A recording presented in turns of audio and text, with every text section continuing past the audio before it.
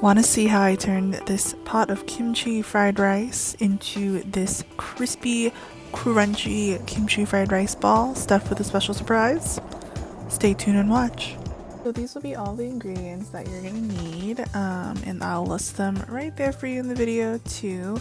This is just what I put into it. There are so many other versions, but you gotta have good kimchi.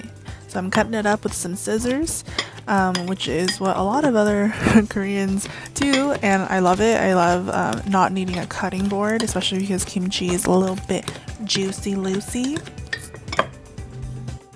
So now we have our Spam. Amazing ingredient. We love Spam. We stand Spam. And what we're going to do is just let it get crispy in the pot first and just really, build that flavor in there. And I also added a little bit of sesame oil to just help get it going. So we are now going to be adding in some syrup to just sweeten that salty Spam.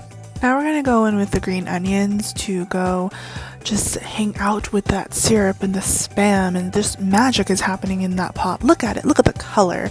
Some people who may not know will be like, oh my gosh, is your pot burning?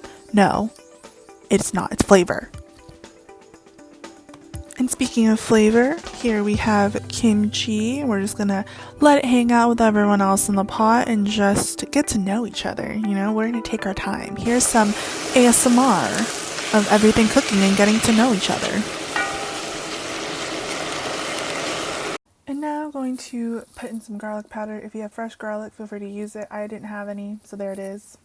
Now that everything's gotten along, we're going to add in the rice to just create this beautiful harmony of delicious flavors. You want to break the rice, and the reason why you want to use day-old rice is so that it can soak up all of that flavor that we just spent time cultivating. So I did a taste test off camera and I thought it needed a little bit more syrup, so I just added just a little bit more. Everything to your taste. Measure with your heart, okay, and your palate. Then we're going to go in with some sesame oil. It really transforms any fried rice in my opinion, and so I'm honestly pretty generous with that. But again, do everything to your taste. You might like more, you might like less, and that's okay. So I'm going to go in and add some seaweed. This is super optional. I just love adding seaweed to fried rice. It gives it like the umami flavor. So yeah. And that's how you make the kimchi fried rice.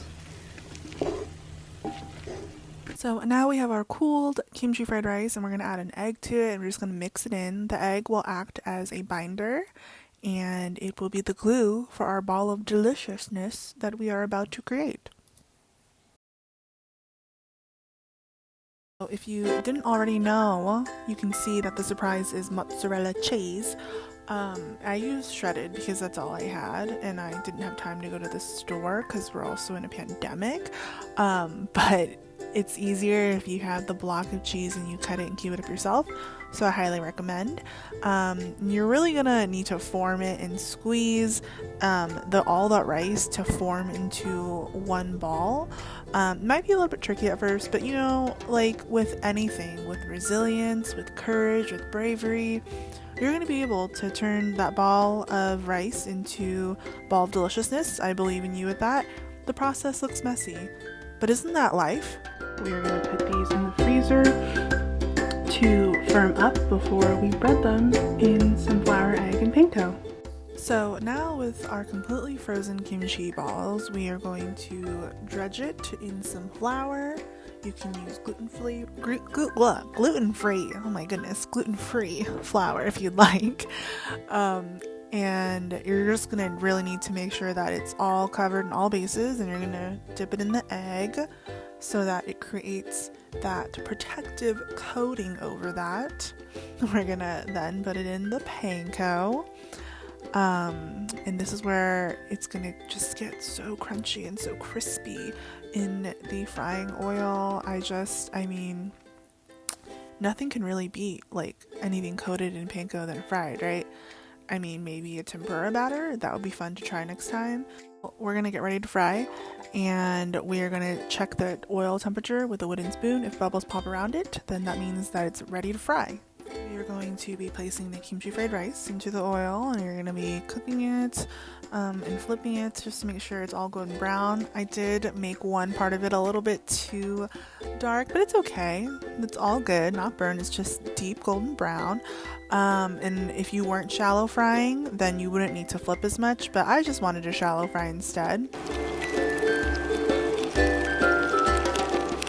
I like making a little dipping sauce with fried things. This is one of my favorite sauces, with the sweet chili sauce, with the QP mayonnaise, 1-to-1 ratio.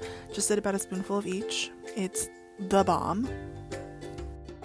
Now we have our beautiful fried kimchi arancini, or some type of inspiration of it. Gonna cut through for some ASMR.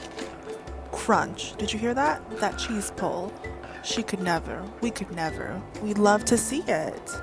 Now I'm going to attempt to plate this beautifully because the eyes do eat first, am I right? Gonna spoon down some sauce, gonna do a quick little drag.